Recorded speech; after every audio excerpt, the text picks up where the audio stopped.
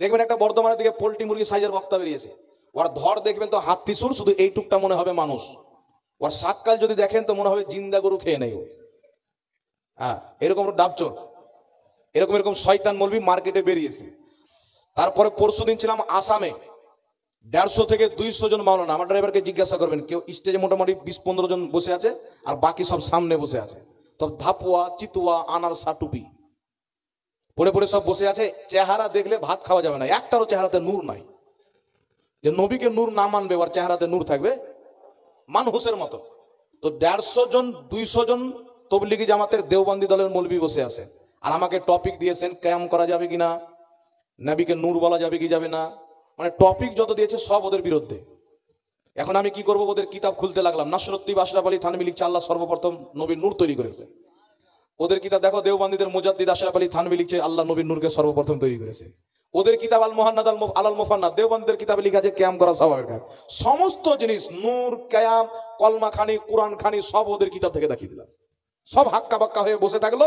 লাস্টে যখন ঝাল বেশি লেগেছে তখন উঠে উঠে সাইড কাটতে লাগলো। ইমাম সাহেবের মধ্যে কোনো ভুল থাকতে পারে কি পারে না? এই জোরে বলেন, পারে কি পারে না? সাহাবাদের মধ্যে ভুল হয়েছে কি হয়নি ওনাদের দ্বারা দিয়ে? একজন সাহাবী রমজান মাসে নিজের স্ত্রীর সঙ্গে আলাপ করেছেন, ইয়া রাসূলুল্লাহ আমি এই কাজ করেছি, আমার সাজা কি? রাসূল বলছেন 60টা রোজা রাখো 2 মাস। হুজুর পারবো না, 60টা মিসকিনকে 2 বেলা পেট ভরে খাবার খাওয়াও। হুজুর বলছে হুজুর এটাও পারবো না।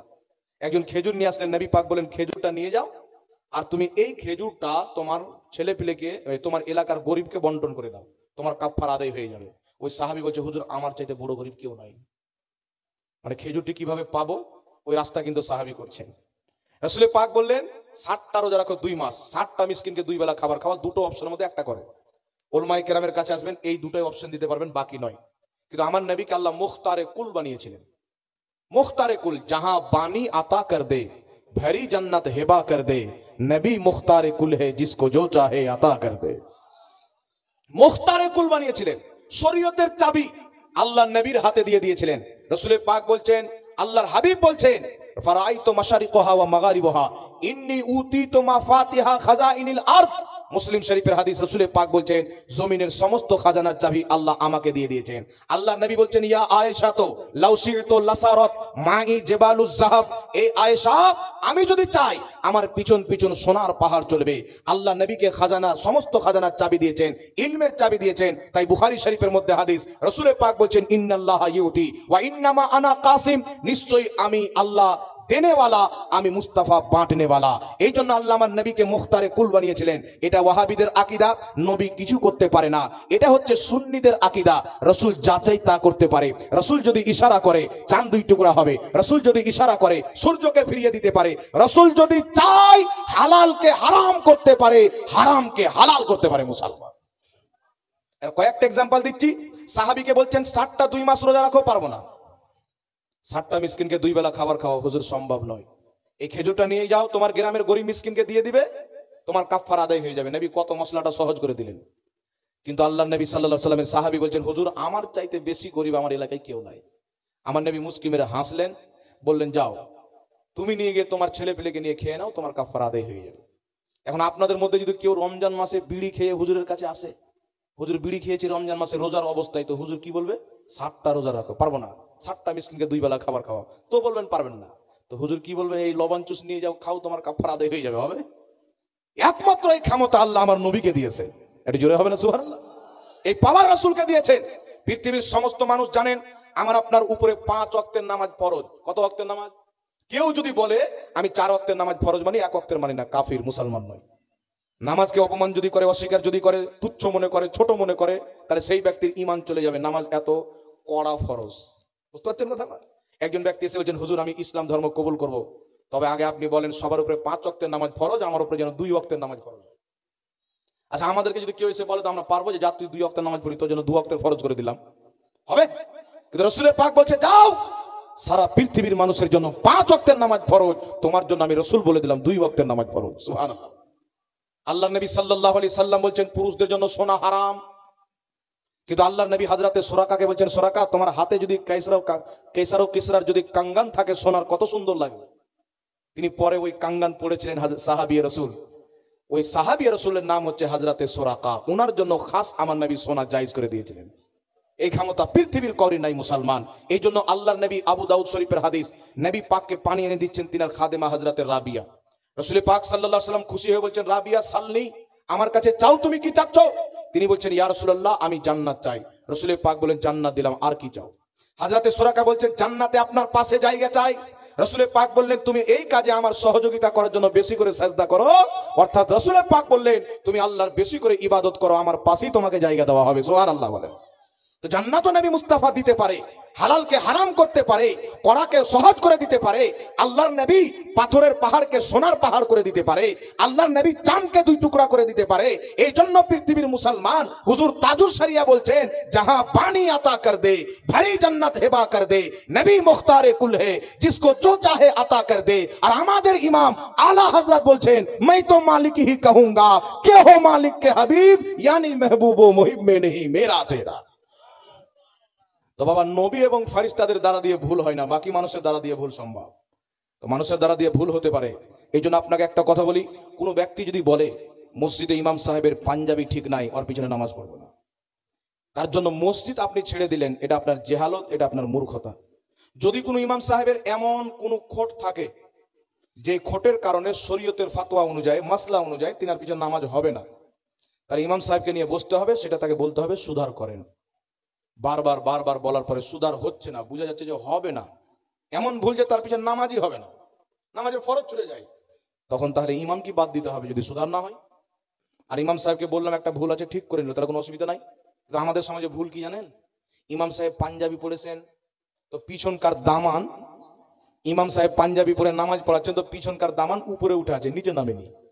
তো পিছন দিক দিয়ে মুক্তাদি নামাজ পড়ার পর বলছে ইমামের পিছনে নামাজ পড়ান কেন? বলছে আর দামানই ঠিক নাই।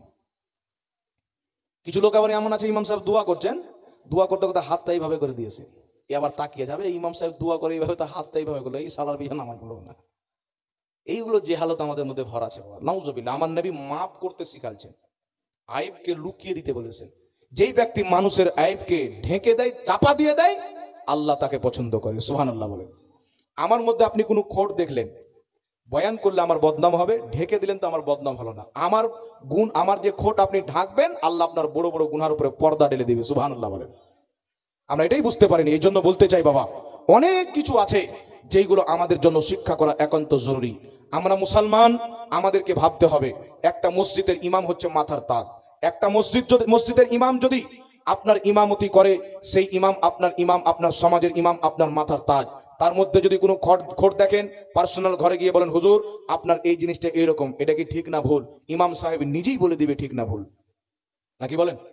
আর আমার মধ্যে ভুল আছে, আর আপনি গ্রামে গিয়ে বেড়াচ্ছেন, নামাজ ছেড়ে দিচ্ছেন, আর আমাকে বলছেন না, তাহলে এটা আপনার মূর্খামো ছাড়া কিছু হতে পারে না, এটা শরীয়তের শিক্ষা নয়। আমার মধ্যে ভুল আছে, আপনি আমাকে বলেন। আর ইমাম সাহেবেরও কর্তব্য, যদি কেউ ভুলটা ধরিয়ে দেয়, তাহলে ইমাম সাহেবকে অ্যাকসেপ্ট করে সুধার করা উচিত, নাকি বলেন বাবা? অ্যাকসেপ্ট করে সুধার করা উচিত আছে না নাই? একটু আমার দিকে লক্ষ্য করেন, দরকার আছে না নাই? একটু জোরে বলেন, আছে না নাই? ব্যবহার ঠিক করতে হবে, কালচার ঠিক করতে হবে। আমরা পরে আলিম হয়ে যাচ্ছি, রসুল পাকের আদর্শকে বুঝতে পারি না। কেউ পরে মুফতি হয়ে যাচ্ছি, রসুল পাকের আদর্শকে বুঝতে পারি না। কেউ অনেক পড়ালেখা করার পর নবীর আদর্শকে বুঝতে পারি না, জীবনই শুনছি বুঝতে পারি না।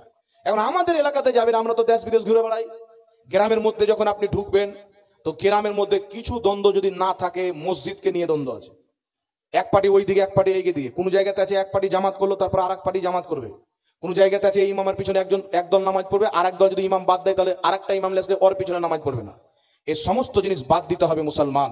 কোন আহলে সুন্নাত ওয়াল জামাত সুন্নি ইমাম যদি থাকে, তার পিছনে যদি আপনি নামাজ না পড়েন, আল্লাহ আপনার কাছে হিসাব চাইবে, আপনাকে হিসাবটা দিতে হবে। তার মধ্যে যদি কোনো খোট থাকে, আপনি তাকে বয়ান করে দূর করেন। ঠিক বলছি না ভুল বাবা? আর জোরে বলেন, ঠিক বলছি না ভুল বলছি? এইগুলো জিনিস আমাদেরকে ম্যানেজ করে চলতে হবে, ম্যানেজ করে। কোনো ব্যক্তিকে ধাক্কা দিয়ে বের করে দেওয়ার চাইতে সুধের দেওয়াটা সবচাইতে বড় সফলতা। আপনার মধ্যে ত্রুটি আছে, আপনাকে ঘৃণা করে, আমি ঘৃণা করে পালিয়ে গেলাম, বা আপনাকে ধাক্কা দিয়ে ঠেলে দিলাম, এটা আলাদা বিষয়। আর আপনার মধ্যে যদি কোনো ত্রুটি থাকে, আমি বলি এটা ত্রুটি আপনি সুধার করলেন, তাহলে এটা সবচাইতে বেশি ভালো কথা। তাই লক্ষ্য করতে হবে, নিজের সমাজকে চাঙ্গা করতে হবে, ইসলামিক বানাতে হবে। আর একটা গুরুত্বপূর্ণ কথা আপনাকে বলতে চাই। আচ্ছা বলেন তো বাবা, আপনার ছেলে যদি জুয়া খেলে, নিষেধ করবেন তো? জোরে বলেন, একটু হাত তুলে বলেন, নিষেধ করবেন তো? সবাই হাত তুলছেন না, কিছু বুঝতে পারলেন না। সবাই হাত তুলে বলেন, নিষেধ করবেন তো? আর যারা জুয়া খেলেছেন এতদিন, আর খেলবেন? ওই আইপিএলে পয়সা লাগাবেন? জোরে বলেন, আইপিএলে পয়সা লাগানো যাবে? আমার আপনার নবী বলেছেন যার নসিবে আল্লাহ টাকা লিখে দিয়েছেন, হারাম কাজে গেল একটু জালদি পেয়ে গেল, হালাল পথে গেলেও পাবে যদি 2 বছর লেট হয়। আমাদের নবীর কথা ঈমান আছে না নাই? যদি ঈমান থাকে তাহলে হারাম পথে আমরা যাব? সুদ খাওয়া চলবে? এই মদ পান করা চলবে? জুয়া খেলা চলবে? তাহলে ছাড়তে হবে কি হবে না একটু জোরে বলেন। এই সমস্ত জিনিস থেকে তওবা করেন। আজকে পীর সাহেব আছেন, তিনার কাছে তওবা করে নেবেন। নিজেকে চাঙ্গা করেন, নিজের সমাজকে চাঙ্গা করেন। এই পৃথিবীর মুসলমান, আমার আপনার নবী সাল্লাল্লাহু আলাইহি ওয়াসাল্লাম কত সুন্দর শিক্ষা মানব জাতিকে দিয়েছেন। আল্লাহ পাক পবিত্র কুরআনুল কারীমের মধ্যে জায়গা হচ্ছে না, আপনারা একটু আগে চলে আসেন, দুরূদ শরীফ পাঠ করেন। আল্লাহুম্মা সাল্লি আলা, একটু আগে আসেন সবাই, একটু করে আগান আগান।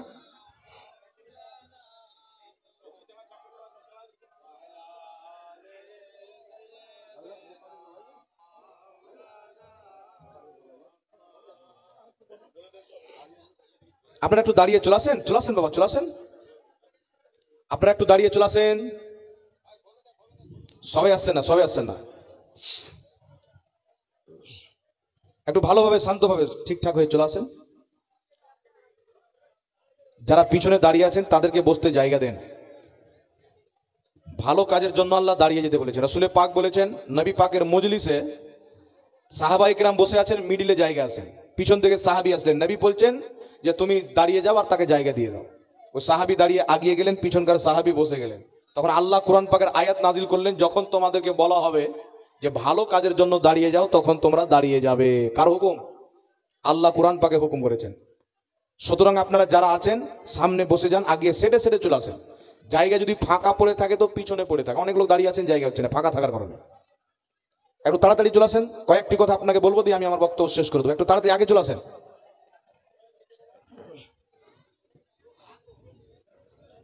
এইদিকে অনেক জায়গা আছে, আপনারা আসেন না। আমার পরে এখন অনেক বক্তা আছে, মন মাতালো বক্তা, অন্তর ঠান্ডা করা বক্তা, কলিজা ঠান্ডা করা বক্তা, সব রকম আইটেম আছে। চলে আসেন, একটু তাড়াতাড়ি করে চলে আসেন। জাযাকাল্লাহু খাইরান ফিদ দারাইন। আল্লাহ পাক সকলের উপস্থিতিকে কবুল করুক, সকল পড়ুন আল্লাহুম্মা আমিন। বাবা বক্তব্য অনেকক্ষণ বললাম, তবে আজকে আমি অনেক দূর থেকে এসেছি।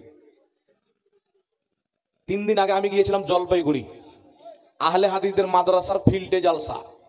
ওরা বুখারী মুসলিম সব খুলে মাদ্রাসায় বসে আছে, যে আর ভুল ধরবো একে এখানে আটকাবো। আমি যত বক্তব্য দিয়েছি সব ওদের কিতাব থেকে দিয়েছি, আর আমার গাড়িতে সবসময় ওদের কিতাব থাকে। যত বক্তব্য দিয়েছি ওদের পোস্টমার্টাম, ওদের কিতাব থেকে, কোনো বেটা কিছু বলতে পারেনি।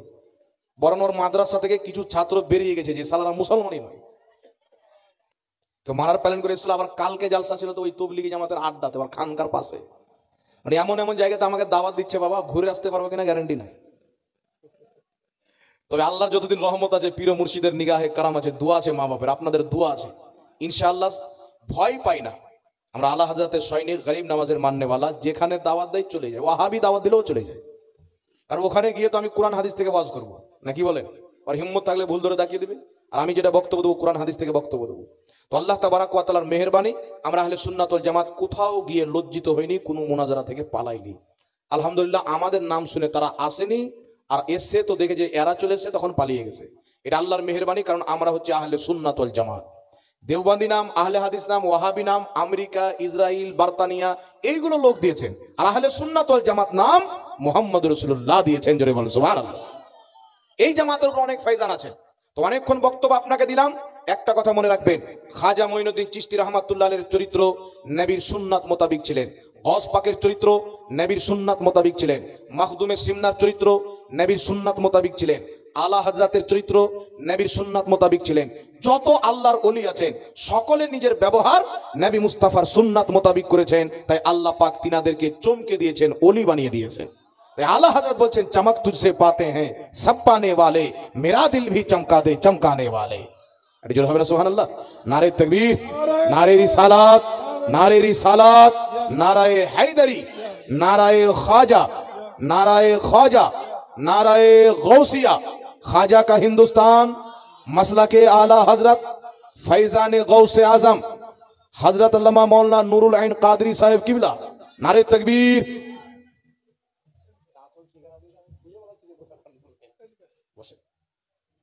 আলহামদুলিল্লাহ ভালো আছি। বক্তা চলে এসেছেন, কয়েকটি প্রশ্ন আছে বাবা, উত্তরটি দিয়ে দিই, আমি বক্তব্য শেষ করে দেব। এই দেখেন একটা বই এসেছেন, এই বইটার নাম হচ্ছে হাদিস ও মুহাদ্দিসের দৃষ্টিতে সহি নামাজ। লেখক হচ্ছে আমার বড় ভাই মুফতি আমজাদুজ্জামান সিমনানি, আপনারা সবাই চিনেন তো। নিয়াত করা, নাভির নিচে হাত বানা, বারবার হাত ঝাড়বা পাও ঝাড়বা না করা, সমস্ত জিনিস আমরা যেগুলো করি এই হাদিসের মধ্যে একবারে সহি। কে সহি বলেছেন, কত পৃষ্ঠায়, কোন নাম্বার কিতাবে, কোথায়, এ টু জেড এই কিতাবের মধ্যে পেয়ে যাবেন। কিতাবটির দাম হচ্ছে মাত্র 200 টাকা। আপনাদের যাদের ইচ্ছা আছে আপনারা নেবেন। এই কিতাব বিক্রি করে আপনাদের টাকা নিয়ে আবার অন্য কিতাব ছাপাবো। কথা বুঝতে পারছেন বাবা? সব নামাজের শুরু থেকে নিয়ে শেষ পর্যন্ত। কিছু গাধা বেরিয়েছে দেখবেন মোবাইলে, একজন বলছে যে হুজুর ফরজ নামাজের পরে হাত তুলে দোয়া করা যাবে। আমার তুই পাও তুলে করিস যা। এরও দলিল পেয়ে যাবেন। আমার নবী নিজেই হাত তুলে দোয়া করেছেন, সম্মিলিত দোয়া করার পারমিশন দিয়েছেন, সাহাবা সবাই মিলে দোয়া করেছেন, ইমাম দোয়া করেছেন, মুক্তাদি আমিন বলেছেন।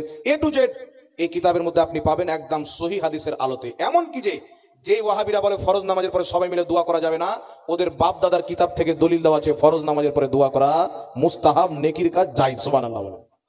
এই জন্য এই কিতাবটা আপনারা যারা ইচ্ছুক একটু তুমি নিয়ে ঘুরে নাও, কেউ যেন না আসে। মিডিলে যাচ্ছে আমার ড্রাইভার, আপনারা যারা ইচ্ছুক 200 টাকা দিয়ে নিয়ে নেবেন। কোন ব্যক্তি আলিম নয় সেই যদি মোবাইল, রেডিও, টিভি ও ফেসবুক শুনে শুনে কারো প্রতি সে এটা কি আছে মাসলা হাল করে, তার অবস্থা কি হবে? দেখেন, যেই ব্যক্তি গায়রে আলিম তার জন্য মসলা দেওয়া, ফাতোয়া দেওয়া হারাম। কথা হচ্ছে, কেউ যদি মুফতি হয় আর কোনো ব্যক্তি আলিম আছেন মুফতি নয়, ফতোয়া দেওয়া রুলস, নিয়ম, নীতিমালা, কায়দা পড়েননি, তাহলে আলিম হলেও তিনার জন্য ফাতোয়া দেওয়া জায়েজ নাই। কথা বুঝতে পারছেন? তো মোবাইলে শুনে তো দূরের কথা, মোবাইলে যদি গাধার ফাতোয়া শুনে তাহলে ও তো গাধার মতনই ফাতোয়া মানবে। আর এখন দাড়ি টুপিওয়ালা অনেক গাধা, অনেক শয়তান মোবাইলে ভরা আছে। কথা বুঝতে পারছেন? এই জন্য কোনো পাবলিকের জন্য ফাতোয়া দেওয়া হচ্ছে হারাম। কথা বুঝতে পারছেন? গায়রে আলিমের জন্য ফাতোয়া দেওয়া জায়েজ নাই। এখানে একটি প্রশ্ন করা হয়েছে, ফরজ কয়টি? ফরজ না আদায় করলে আমাদের কি হবে? দেখেন, ফরজ হচ্ছে নামাজ, রোজা, হজ, যাকাত, 4টি মূল ফরজ। এই 4টির মধ্যে 2টি জিনিস সবারই জন্য ফরজ, গরিব, মিসকিন, ইয়াতিম, ফকির সব, নামাজ এবং রোজা। আর হজ, যাকাত মালিকে নেশাবের উপরে ফরজ, সবার উপরে ফরজ নয়। আর এই 4টা জিনিস নামাজ, রোজা, হজ, যাকাত যাদের উপরে ফরজ আছে, নামাজ পড়তে হবে, রোজা রাখতে হবে। যদি কোনো ব্যক্তি জেনে শুনে এক ওয়াক্তের নামাজকে ছেড়ে দেয়, সেই ব্যক্তি কাফিরের মতো কাজ করলো। কার মতো কাজ করলো? কাফিরের মতো কাজ করলো। কাফির হয়ে গেল নয়, কাফিরের মতো কাজ করলো, অমুসলিমের মতো কাজ করলো। আর রাসূল পাক বলেছেন, মুশরিক, কাফির আর মুসলমানের মধ্যে তফাতই হলো নামাজ। মুশরিক নামাজ পড়বে না, কাফির নামাজ পড়বে না, যে মুসলমান হবে তারা নামাজ পড়বে। কথা বুঝতে পেরেছেন? একজন ব্যক্তি যদি এক ওয়াক্তের নামাজ জেনে শুনে ছেড়ে দেয়, তো লাখো লাখো বছর আগে জাহান্নামের আগুনে জ্বলতে হবে। এই জন্য নামাজের কালচার নিজের মধ্যে আনা আবশ্যক, জরুরি। নিজের বাচ্চাকে, নিজের মেয়েকে, নিজের স্ত্রীকে, সকলকে নামাজি বানান, নিজে নামাজি হন, নিজের চেহারাকে রাসূলুল্লাহর সুন্নাত মোতাবিক সাজান। দুনিয়া বেশি দিনকার নয়। আপনি মনে করছেন দাড়ি কাটবো তো আমাকে দেখতে সুন্দর লাগবে, এটা মনে করেন তো, কিন্তু আপনি যখন মরবেন, এই যে দাড়ি কাটছেন না, জাহান্নামের পোকা এই গোশগুলোকে কেমড়ে কেমড়ে খাবে, খোখলা করে দেবে। যেমন কুকুর মারা গেলে রাস্তায় পোকা লেগে খেয়ে যায়, আপনার গালের মাংসগুলোকে খেয়ে নেবে। কিন্তু আমাদের মুসলমান এমন ইহুদিদের কালচারে লিপ্ত হয়ে গেছেন, বুড়া গালগুলো ভিতরে ঢুকে গেছেন, এক পাও কবরে চলে গেছেন। এ বেটা আবার সকালে উঠে এভাবে গাল টেনে টেনে দাড়ি কাটছে, মানে বেলেট অত দূর যাবে না তো টেনে টেনে দাড়ি কাটছে। এইরকম লোকও আছে, বয়স্ক লোক। যুবককে বলবেন তো ও বলবে, হুজুর এখন পর্যন্ত বিয়ে হয়নি। তাহলে এই মুরব্বী গালাকে কি করবেন? এরা কি আরো একটা করে বিয়ে করবে নাকি? তো তওবা করেন, এখনো তওবার দরজা খোলা আছে, আপনাকে আল্লাহ ছাড়বে না। আল্লাহ কোরআন পাকে বলে দিয়েছেন, আমি জাররা জাররার পর্যন্ত হিসাব নেব। কতবার দাড়ি কাটছেন, রাসূলুল্লাহর সুন্নাতকে জবাই করছেন, হিসাব দিতে হবে। কতবার নামাজ ছাড়ছেন, হিসাব দিতে হবে। কোন কদম কোন দিকে বাড়াচ্ছেন, প্রত্যেকটার হিসাব আপনাকে দিতে হবে। একটা জিনিস আল্লাহকে ছাড়বে না। তাই আপনি পরিবর্তন আনুন নিজের জিন্দেগির মধ্যে, সচ্চা পাক্কা মুসলমান হন, আপনার কবরকে আল্লাহ জান্নাতের বাগান বানাবে। আর সম্মান আছে, আল্লাহ বলছেন, ইন্না আকরামাকুম ইনদাল্লাহি আতকাকুম, নিশ্চয় আল্লাহর নিকটে সম্মানিত তারা যারা যত বেশি তাকওয়াওয়ালা, পরহেজগার। সুবহানাল্লাহ। মাযহাব কয়টি? মাযহাব হচ্ছে 4টি, হানাফি, শাফি, মালিকি, হাম্বলি।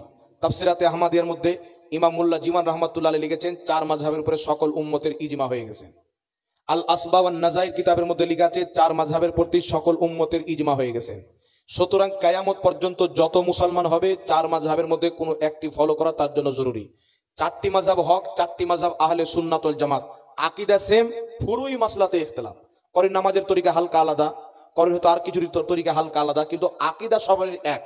আর যারা হচ্ছে আপনার দেওবন্দি, যারা হচ্ছে তবলিগি, যারা জামাতে ইসলামী, যারা গায়ের মুকাল্লিদ, ওয়াহাবি, আহলে হাদিস যারা বলে, এরা কোনো মাযহাবের মধ্যে পড়ে না, এরা মুসলমানই নয়। এখন আপনাকে বলতে চাই, যদি কোনো ব্যক্তি বলে আল্লাহ মিথ্যা বলতে পারে, মুসলমান থাকবে? এই জোরে বলেন থাকবে? নবীর জ্ঞান চাইতে শয়তানের জ্ঞান বেশি, ঈমান আছে বল? নবীকে যেমন জ্ঞান আছে তেমন পশু পাখিকেও আছে। নবী পাক সাল্লাল্লাহু আলাইহি সাল্লামকে পিঠ পিছনের খবর নাই। রাসূল সাল্লাল্লাহু আলাইহি সাল্লামের পরেও নতুন নবী জন্ম নিতে পারে, উম্মতি আমল করে নবীর চাইতে বড় হতে পারে। এই সব হচ্ছে ওয়াহাবিদের আকীদা। ওদের কিতাবে লেখা আছে, কিতাব আমরা সব সময় সাথে রাখি। তাই বেটা মুনাজারাতে বসতে চাই না, জানে যে আমাদের বাপ দাদা যেগুলো লিখেছে ওই পাটারি খুলবে। এইগুলো কুফরি আকীদা লেখার কারণে আরবের উলামায়ে কেরাম, ভারতের উলামায়ে কেরাম সবাই মিলে তাদের উপরে কাফিরের ফতোয়া দিয়েছেন। আশরাফ আলী থানভী, রশিদ আহমদ গাঙ্গুহি, কাসিম নানতাবি, খলিল আহমদ আম্বেঠি এদের উপরে কুফরির ফতোয়া দিয়ে বলেছেন, মান শাক্কা ফি কুফরিহি ওয়া আযাবিহি ফাকাদ কাফার। এই চারজন ব্যক্তি কাফির। এদের কাফির হওয়াতে যারা সন্দেহ করবে, এদের কুফরি ইবারতকে জানার পর তারাও কাফির হবে। কথা বুঝতে পেরেছেন বাবা? এই জন্য গায়ের মুকাল্লিদ, দেওবন্দি, ওয়াহাবি, আহলে হাদিস এরা মাযহাব, চারটি মাযহাবের মধ্যে কোনো মাযহাবকে মানে না। এদের হুকুম কি? এদের হুকুম হচ্ছে ইমাম সাবি রাহমাতুল্লাহ আলাইহি তাফসিরে সাবির মধ্যে লিখতেছেন, হানাফি, শাফি, মালিকি, হাম্বলি চার মাযহাব হলো আহলে সুন্নাত ওয়াল জামাত। যারা চার মাযহাবকে মানে না, যতই কোরআন পড়ে দলিল দেখ, সহিহ হাদিস দিয়ে দলিল দেখ, সাহাবার উক্তি দিয়ে দলিল দেখ, তারা হচ্ছে পথভ্রষ্ট এবং পথভ্রষ্টকারী, তারা দল্লুন এবং মুদিল্লুন, তারা গুমরা এবং গুমরাকারী। সুতরাং চার মাযহাব বাদে বাকি সমস্ত ফিরকা গুমরাহি, 72 জাহান্নামী ফিরকা। বুঝতে পেরেছেন? কথা বুঝছেন? তো আমাদের এলাকায় আবার কিছু লামাযহাবী, আমাদের আহলে সুন্নাত ওয়াল জামাতের কিছু লোককে বোকা বানানোর জন্য বলি আমরা সাফি। কিন্তু এরা সাফি নাই। আমাদের ভারতে, এই বাঙালের মাটিতে কোথাও সাফি নাই। কেরলে কিছু কিছু পাওয়া যায়, হাম্বালি এগুলো মিশরে পাওয়া যায়, বিভিন্ন দেশে পাওয়া যায়। যেমন তুর্কি পুরো সুন্নিদের দেশ, আর সবাই সাফি মাযহাবের। কথা বুঝতে পারছেন? যেমন ফিলিস্তিন, ফিলিস্তিনের মুসলমানরাও সুন্নি, তারা কিন্তু সাফি মাযহাবকে, হাম্বালি মাযহাবকে ফলো করে। ফিলিস্তিনের যিনি নেতা ছিলেন, যাকে ইরানে শহীদ করা হলো, তিনি নিজেই বক্তব্য দিয়েছেন, তিনার বাপ নিজেই পীরের মুরিদ ছিল। জোরে বলেন সুবহানাল্লাহ। তো ওখানে ওরা সুন্নি মুসলমান, তাই লামাযহাবীরা ফিলিস্তিনের মুসলমানকে মুসলমান মনে করেন। কথা বুঝতে পারছেন? সুন্নি তাই। এই জন্য আমাদের এলাকাতে হানাফি বাদ দিয়ে শাফি, হাম্বলি, মালিকি মাযহাবের কোনো লোক নাই। যারা ওয়াহাবি, দেওবন্দি এরা যদি নিজেকে শাফি বলে, তাহলে এরা ধোঁকা দিচ্ছে। এদের আকীদা হচ্ছে কুফরি, কোরআন হাদিস বিরোধী আকীদা। এর জন্য এদের থেকে নিজে বাঁচা, নিজের সমাজকে বাঁচা আপনার আমার উপরে ফরজ। এখন কথা হবে, হুজুর ওদের মৌলবি বলছে না যে সালাম দাও ওদেরকে হারাম, আমাদের মৌলবি কেন বলে? আপনাকে বলি বাবা, যদি রাস্তাতে পাখানা পড়ে থাকে, নোংরা জিনিস থাকে, তাহলে নোংরা জিনিস আপনাকে দেখে সাইড কাটবে না আপনি নোংরা জিনিসকে দেখে সাইড কাটবে? যারা হচ্ছে নাপাক নোংরা জিনিস, এ আপনাকে দেখে সরবে না, আপনাকে সরতে হবে। আপনার দোকানে যদি সোনা থাকে, তো চোর তালা মারবে না আপনি তালা মারবেন? কথা বলেন। আপনার দোকানে সোনা আছে, তো চোর তালা মারবেন আপনি মারবেন? চোর তো চাইবে যে তালা খুলে রাখো, কাজটা শর্টকাটে হবে। যারা হলো ইমানের চোর, আপনি হচ্ছেন ইমানদার, আপনাকে আপনার ইমান বাঁচাতে হবে। তাই ওদের থেকে আপনাকে দূরে থাকতে হবে। না বেটির বিয়ে দেওয়া যাবে, না তাদের বেটি নেওয়া যাবে, না তাদের সাথে সালাম কালাম করা যাবে। সোনা জঙ্গল রাত আঁধেরি, ছাই বদলি কালি হে, সোনে वालो জাগতে রহিও, চোরো কি রখওয়ালি হে। অন্ধকার রাত, 72 ফিরকা চতুর সাইডে সুন্নিকে ঘিরে আছে ইমান নষ্ট করার জন্য। আল্লাহ হযরত বলছেন, জাগতে থাকো যেন তোমার ইমান না কাটতে পারে। তারপর আরেকটি মাসলা জিজ্ঞাসা করা হয়েছে, একটু রাগ করছেন নাকি? রাগ করেন, আমার বড় ভাই হলো তো। কোন ব্যক্তি আলিম নয়, সে যদি কোনো আলিমের সম্পর্কে কোনো মাসলা হাল করে, তারপর কি ফতোয়া লাগবে হবে? কোন ব্যক্তি যদি আলিম না থাকে, সেই ব্যক্তি তো ফতোয়া দেওয়া তার জন্য হারাম। তবে কোনো আলিমের চরিত্র বা কালচারের মধ্যে কোনো ভুল যদি পায়, তাহলে সেই ব্যক্তি আদবের সহিত গিয়ে বলবে, হুজুর এটা জিনিস কি ঠিক? আদবের সহিত, যেন তিনার মানহানি অসম্মান না হয়, জিনিসটারও সুধার হয়ে যায়। আর মৌলভী সাহেবকে বলছেন আলিমকে বাইরে গিয়ে, ওই মৌলভী ওরকম, ওই মৌলভী পান খায়, ওই মৌলভী বিড়ি টানে, এইগুলো বলা ঠিক নয় বাবা। কথা বুঝতে পেরেছেন? তো কোনো ব্যক্তি যদি সমালোচনা করা থাকেন, তাহলে তওবা করুন। একটা কথা মনে রাখবেন, কোনো হক্কানি আলিমের আলিম মনে করে কেউ যদি গালি দেয়, তাকে তৌহিন করে, তাহলে সেই ব্যক্তির ঈমান থাকে না, ঈমানটাই বেরিয়ে যায়। বুঝতে পারছেন? এই জন্য আলিম না হয়েছেন, আলিমের সম্মান করবেন। আলিমের মধ্যেও ভুল হতে পারে। আমাদের সমাজের লোক মনে করে যে দুনিয়ার ভুল হবে, আমার বেটা মদ খাবে, গাঁজা খাবে, মাতাল হবে, আলিমের কেন ভুল হবে বলে? তো আলিম মানুষ কি মানুষ নয়? এই জন্য বলেন, সাহাবার চাইতে বড় আলিম আছেন? তো সাহাবা তো রমজান মাসে রোজা ছেড়ে দিয়েছেন, নবীর কাছে এসেছেন, তওবা করেছেন, আল্লাহ মাফ করে দিয়েছেন। তার মৌলবীরও ভুল হতে পারে কি হয় না? তাহলে ওই নজরে দেখতে হবে, সবকে ক্ষমার দৃষ্টিতে দেখতে হবে, এগুলো মূর্খামো করবেন না। কোন ব্যক্তি জালসা শুনতে আসতে পারে না, সে যদি বাড়ি থেকে দোয়া করে, তার দোয়া হবে কি? দেখেন, অসুস্থ আছেন, জালসাতে আসতে পারছেন না, দোয়া চলছে, কানে আওয়াজ যাচ্ছে, তাহলে সেখান থেকে হাত তুলে আমিন আমিন বলতে পারে। কথা বুঝতে পারছেন? অসুস্থ আছে তাহলে হ্যাঁ, টাটকা লোক বলি না, জ্বর হয়েছে যাবো না। হ্যাঁ, এটা কি লেখা আছে দাদা? ঝাড়খণ্ডের লোক তো, এক একটা মানে ইংলিশ মিডিয়ামের মতন ঘুরিয়ে দিলে অসুবিধা হয়। সুস্থ, হ্যাঁ সুস্থ ব্যক্তি জালসার মাহফিলে আসে না, সে যদি বাড়ি থেকে দোয়া করে তার দোয়া হবে কি? দেখেন বাবা, আপনার সামনে একটা সোনা গোলাপি পড়ে আছে, গুল্লি বা বল বলে, সামনে পড়ে আছেন, আপনি দেখার পরেও নিলেন না, চলে গেলেন।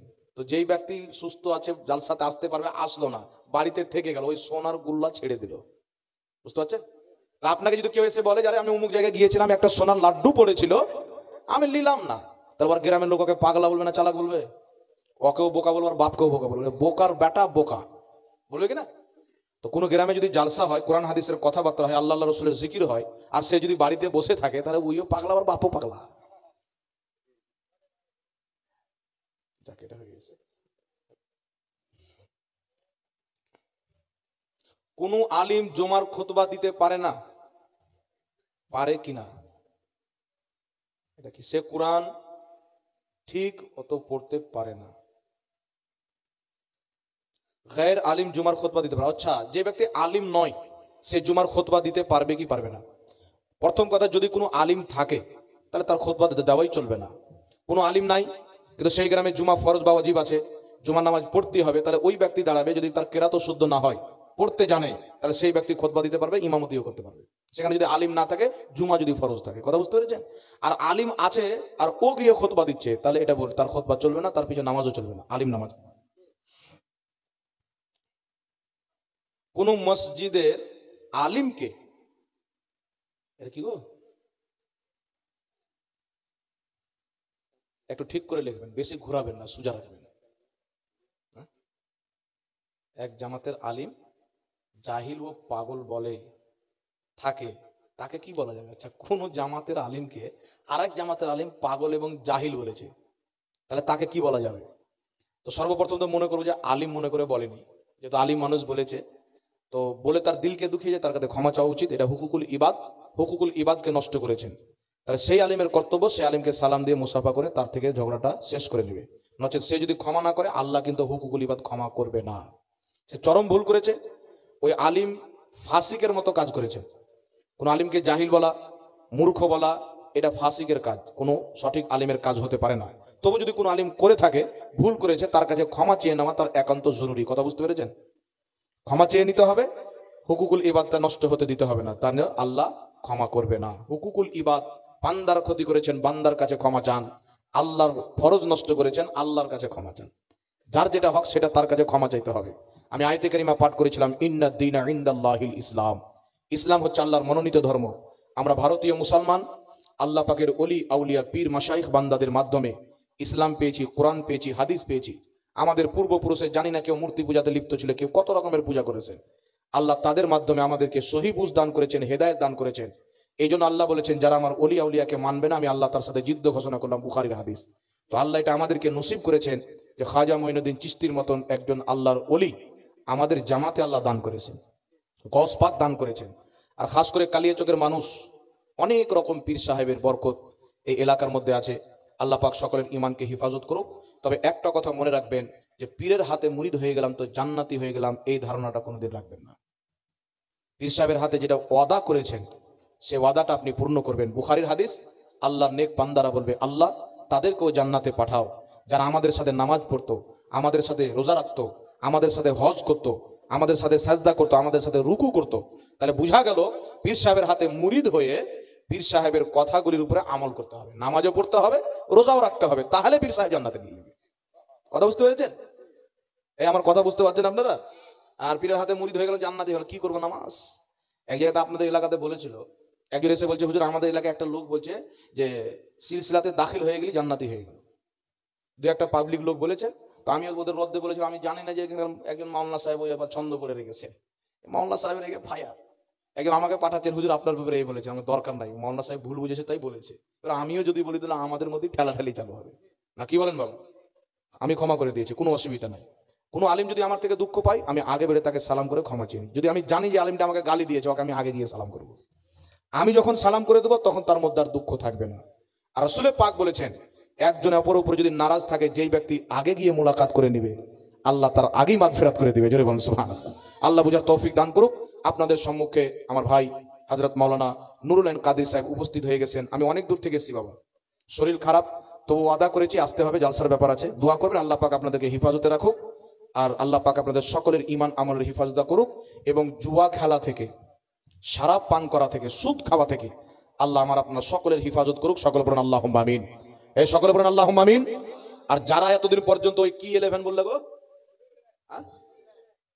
ড্রিম ড্রিম ড্রিম 11 আর কত রকমের 11, 6, 9 যা আছে, জুয়া শরাব যতদিন করেছেন, মানুষ বলতে ভুল হতে পারে, সচ্চা দিলে সৈয়দ সাহেব আওলাদে রাসূল আসবেন, তিনার হাতে তওবা করবেন, ইনশাআল্লাহ আল্লাহ মাফ করে দিবেন। আর সারা জীবন এইগুলো কাজ করবেন না। মুসলমান আছেন, আল্লাহ তৈরি করেছেন নিজের ইবাদতের জন্য, নেক আমল করেন, আল্লাযীনা আমানু ওয়া আমিলুস সলিহাতি ফি রাউদাতিল জান্নাহ। যারা ঈমান এনে মুসলমান হয়ে ভালো আমল করবে, তারা জান্নাতের বাগানে থাকবে। আল্লাহ আমাদের নসিব করুক। সকল বলেন আল্লাহুম্মা আমিন। ওয়া মা আলাইনা ইল্লাল বালাগ। আসসালামু আলাইকুম ওয়া রাহমাতুল্লাহি ওয়া বারাকাতুহু।